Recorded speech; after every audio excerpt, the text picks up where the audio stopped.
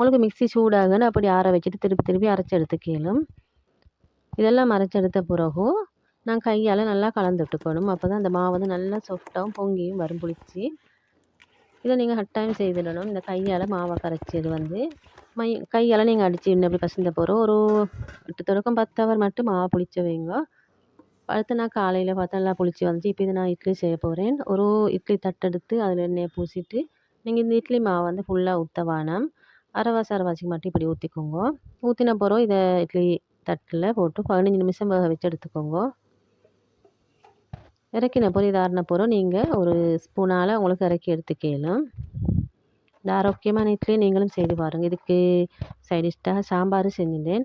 உங்களுக்கு இதில் full video வேணும்னா சேனலை சப்ஸ்கிரைப் பண்ணிக்கோங்க.